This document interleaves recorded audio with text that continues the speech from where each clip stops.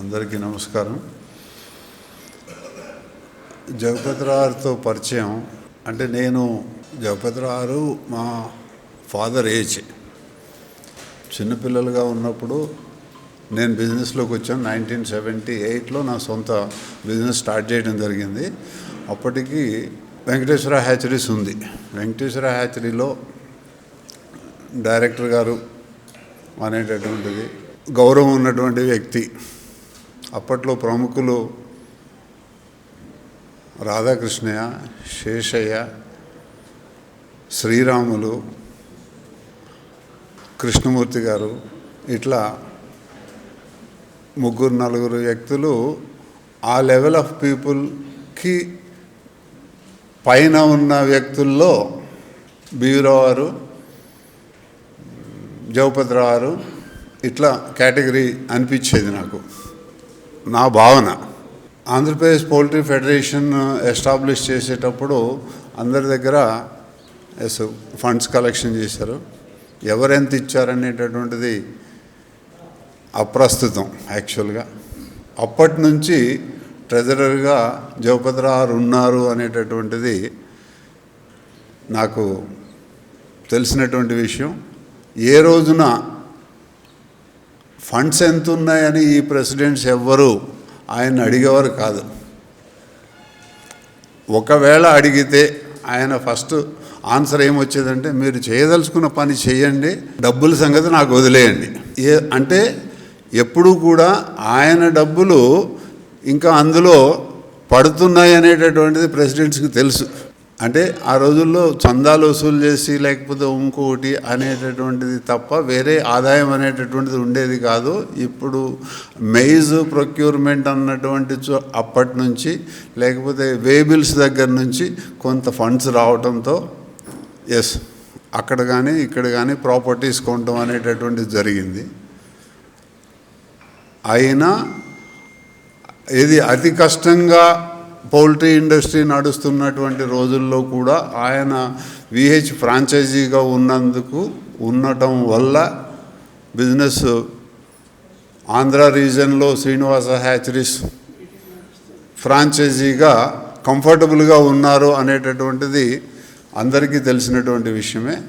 కానీ ఏ రోజున గర్వం కానీ ఒక దురుసుతనం కానీ అనేటటువంటిది ఆ వ్యక్తిలో నేను అన్ని సంవత్సరాల్లో చూడలేదు. ఫెడరేషన్ మీటింగ్స్లో చాలాసార్లు పరుషంగా మాట్లాడినటువంటి మాటలు కూడా విన్నాం. స్టేట్స్ సెపరేట్ అవ్వటానికి ముందు, తరువాత, లేకపోతే ఇంకొకటి ఒక ఏజ్కి వచ్చిన తర్వాత అనిపించేది ఒక్కొక్కసారి ఎక్కువ మాట్లాడుతున్నారేమో అనేటటువంటిది. ఆయన సున్నితంగా చెప్పనేయండి, చెప్పిన తర్వాత దానికి ఆన్సర్ చెప్దాం అనేటటువంటి దాంతో వింటూ ఉండేవారు. 1-2 మాటల్లోనే ఆయన తేల్చి చెప్పేసేవారు దేనికోసం ఇది జరుగుతూ ఉంది లేకపోతే ఇంకొకటి అనేటటువంటిది. ఏ పద్ధతిలో నడవాలి అనేటటువంటిది క్లియర్ కట్గా ఇట్లా ఉంటే బాగుంటుంది, ఇది బాగుండదు అనేసి చెప్పేసి వదిలేసేవారు. శేషయ్య గారి టైంలో కానివ్వండి, నారాయణ రెడ్డి గారి టైంలో కానివ్వండి, సుధాకర్ గారి time is the last time Andhra Pradesh poultry ఫెడరేషన్కి. తర్వాత స్టేట్ విడిపోయింది. ఆయన ఆంధ్రప్రదేశ్లో మీటింగ్లకు వచ్చినప్పుడు చెప్పేవారు అనమాట, ఇండస్ట్రీ ఇట్లా ఉంది అట్లా ఉంది అని. అంటే కోడిని నమ్ముకుంటే నష్టం అనేది రాదు. ఇంతమంది రైతులు ఇంత ఇదిగా ఉన్నాము అని అంటే అంటే కొందరికి నష్టాలు వచ్చి ఉండొచ్చు, ఎప్పుడైనా డిసీజెస్ వచ్చో లేకపోతే ఇంకోటో అనేటటువంటి దాంతో వచ్చి ఉండొచ్చు. కానీ డెఫినెట్గా మనం బయటపడతాం అనేటటువంటిది ఆయన చెప్పినటువంటి సందర్భాలు. ఒక సందర్భం నేను ఉదాహరణకి చెప్తా. ఎలా ఉంది పౌల్ట్రీ ఇండస్ట్రీ అని అంటే, బాగుందని చెప్పాలో బాగలేదని చెప్పాలో తెలియదు, కానీ నేను ఉదాహరణ చెప్తున్నాను అని చెప్పి, వర్షం కురిసి వెలిసిపోయిన తర్వాత చూరు అంటే ఆయన దృష్టిలో పూరి గుడిసెకి ఉండేటటువంటి గడ్డి, రెల్లు గడ్డితో వేసినటువంటి గడ్డి మీద నుంచి వచ్చేటటువంటి నీరు, సూరు నుంచి నీరు ఏదైతే కిందికి పడేటప్పుడు వర్షం అయిపోయింది, ఎంతసేపు పడతాయి చూరు నీళ్ళు? ఆ చూరు నీళ్ళు ఇక వర్షం ఆగిపోయిన తర్వాత కింద పడాలా వద్దా అని ఆలోచన చేసుకుంటూ ఉంటుంది, కింద పడాలా వద్దా అనేటటువంటి ఆలోచన చేసుకుంటూ ఉంటుంది. మా పౌల్ట్రీ పరిస్థితి కూడా అట్లాగే ఉంది, ఇందులో ఉండాలా వద్దా అనేటటువంటిది అటువంటి పరిస్థితి ఉంది అని ఎక్స్ప్లెయిన్ చేసేవారు అనమాట. కానీ చాలా గర్వంగా సురేష్ గారిని మెచ్చుకునేవారు. ఇక్కడి నుంచి తణుకు బై రోడ్ వచ్చారు. ఇంత కాస్ట్లీ కారు నేనైతే కొనేవాడిని కాదు, మావాడు కొనమన్నాడు. అంటే ఎంజాయ్ చేయాలి కదా, లైఫ్ అనేటటువంటిది ఎంజాయ్ చేయాలి కదా, వచ్చిన తర్వాత ఈ కంఫర్టబుల్గా ఉండాలి, అందుకోసం అని చెప్పేసి నేను తీసుకొచ్చానని చెప్పాడు. ఈరోజు కంఫర్టబుల్గా ఉన్నాము అని అంటే నాకైతే నేనుగా అయితే కొనేవాడిని కాదు, మావాడు కొనిపించాడు అని చెప్పేవాడు. కోర్స్ ఇక్కడ ఉన్నటువంటి పెద్దల్లో అందరికీ అదే పరిస్థితి ఉండి ఉండొచ్చు. ఇంకొక చక్కటి సలహా ఆయన ఇచ్చేవారు. పౌల్ట్రీ ఇండియా ఎగ్జిబిషన్ 2007లో మేము స్టార్ట్ చేసాం. అప్పటి నుంచి ప్రతి సంవత్సరం ఆయన్ని ఇన్వైట్ చేయడానికి ఇంటికి వెళ్ళేవాడిని నేను. ఈ సంవత్సరం వెళ్ళలేదు. కంపల్సరీగా 45 మినిట్స్ నుంచి 1 అవర్ ఆయన కూర్చోబెట్టి ఆప్యాయంగా మాట్లాడి కాఫీ తాగిపించి, కాఫీ ఇప్పుడు తాగొచ్చామన్నా సరే కాఫీ తాగేంత టైం మళ్ళా ఇచ్చి, అంటే ఒక 45 మినిట్స్ 1 అవర్ ఇచ్చి కాఫీ తాగిపించి పంపించేవారు. ఆ మాటల్లో ఎలా ఉండేది అని అంటే అందరి దగ్గరికి వెళ్ళి ఇన్విటేషన్ ఇస్తున్నారా, ఎవరెవరికి ఇస్తున్నారు, ఎవరిని మర్చిపోతున్నారు అనేటటువంటిది కూడా ఆయన చెప్పేవారు. పలానా ఆయనకి ఇన్విటేషన్ వెళ్ళలేదంటే మొన్న ఆయన నాకు ఫోన్ చేశాడని చెప్పేవారు. అంటే ఎక్కడ తప్పు చేస్తున్నాము అనేటటువంటి దాన్ని సున్నితంగా ఆయన చెప్పి ఇది కరెక్ట్ కాదు, ఇండస్ట్రీలో ఇట్లా ఉండాలి అనేటటువంటి మెలకువలు చెప్పారు. అంటే సురేష్ గారికి ఇంకా చాలా బెటర్గా చెప్పుంటారు. సంతోషం అటువంటి తండ్రి ఉన్నందుకు. ఆయన విఐపి ఇన్విటేషన్ మన ట్యాగ్ బ్యాడ్జ్ అనేటటువంటిది తయారు చేయించుకుని ఇంటికి తెప్పించుకునేవారు. 2 రోజుల ముందు అట్లా వస్తే నా ఇంటికి కార్డు పంపిస్తే నేను కంఫర్టబుల్గా రాగలుగుతాను, అక్కడికి వచ్చిన తర్వాత వెయిట్ చేయటము లేకపోతే ఇంకోటి అనేటటువంటిది నేను చేయలేను అనేటటువంటిది ఒక భావన వ్యక్తపరిచేవారు అన్నమాట.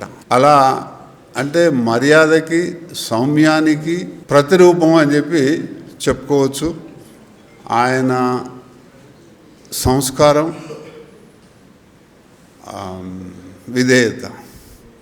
ఆయన చెప్పేవారు ఉత్తరాదేవి గారు అని అంటే చాలామందికి తెలిసి ఉంటుంది, బీవీరావు గారి భార్య. ఫామ్ నడిపించేటప్పుడు బీవీరావు గారు ఈయన ఫ్రెండ్షిప్ ఉంది, వాళ్ళ ఇంటికి వెళ్ళి రావడం చేసేవారంట. ఆయన ఇంటికి వెళ్ళినప్పుడు ఇన్విటేషన్ అప్పుడు చెప్పినటువంటి మాటలు 3 సార్లు 4 సార్లు కూడా ఇదే సంభాషణ ప్రస్తావన వచ్చి ఉంటుంది. అయినా చెప్పేవారు. బీవీరావు ఇంటికి వెళ్తే కాఫీ తాగేటప్పుడు ఉత్తరాదేవి గారు, అయ్యా ఈ లెటర్ వచ్చింది, ఇది ఏంటో చూడు అని చెప్పి ఒక లెటర్ ఇచ్చిందంట. లెటర్ ఇస్తే ఆ లెటర్లో ఏముంది, బాబ్కాక్ వాళ్ళు ఫ్రాంచైజీ కోసం ఇక్కడ చూస్తున్నాం అనేటటువంటి లెటరు బీవీరావు గారికి పంపించారు. ఆ లెటర్ చూసి అంటే ఈయన పక్కకు పడేసాడంట. బీవీరావు గారు పక్కకు పడేస్తే అంటే బీవీరావు గారికి ఇంట్రెస్ట్ అక్కడ తక్కువ ఉందో లేకపోతే ఏ రీజనో తెలియదు. ఉత్తరాదేవి గారు ఈయనకి చూపిస్తే ఇదేంటి ఈ లెటర్ వస్తే మీరు మరి మెదలకుండా ఎందుకున్నారు అని అంటే, బియాండ్ అవర్ ప్రాజెక్ట్ అవుతుంది, అంత ఫైనాన్స్ అనేటటువంటి మనం చేయలేం కదా అనేటటువంటిది ఆయన ఎక్స్ప్రెస్ చేస్తే ఫైనాన్స్ గురించి వదిలేయండి, ప్లాన్ చేద్దాం, ప్రాజెక్ట్ మంచి ప్రాజెక్ట్ అవుతుంది, ముందుకు వెళ్ళాలి అనేటటువంటి సలహా ఇచ్చి ఆయన హ్యాచరీలోకి ఆయన్ని దించినటువంటి వ్యక్తి జగపతిరావు. ఆయన అంటే ఫైనాన్స్ ఎవరెంత ఇచ్చారు ఏమిటి అనేటటువంటి తర్వాత విషయము, ప్రోత్సాహం అనేటటువంటిది ముందుకు వెళ్ళాలి అనేటటువంటిది అన్నమాట.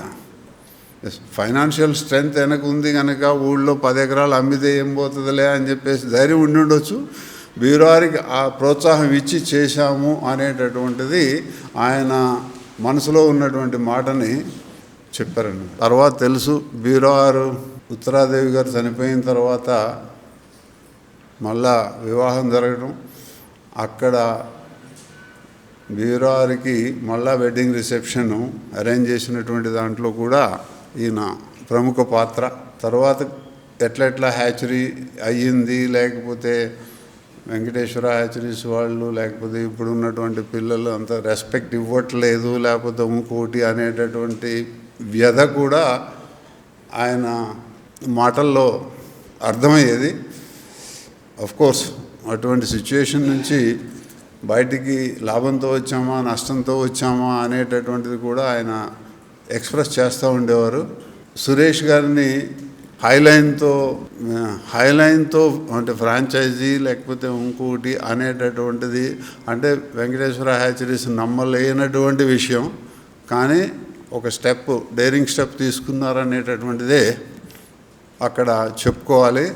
అంటే విహెచ్తో అంత అనుబంధం ఉన్నటువంటి వ్యక్తి బయటికి రావడం అనేటటువంటిది యాక్చువల్గా చాలా బాధాకరం, కానీ సంతోషదాయం అనేటటువంటిది ఆయన వ్యక్తపరిచేవారు అన్నమాట. గర్వంగా ఉంటున్నాము అనేటటువంటిది చెప్పారు. సురేష్ రాయుడు తన వ్యాపారాన్ని ఇంకా వృద్ధిలోకి తీసుకెళ్తాడు ఆయన ఆశయంతో అనేటటువంటిది నమ్ముతూ వారికి మంచి ధైర్యాన్ని కలిగి ఉండాలని భగవంతుని కోరుకుంటూ సెలవు తీసుకుంటున్నాను.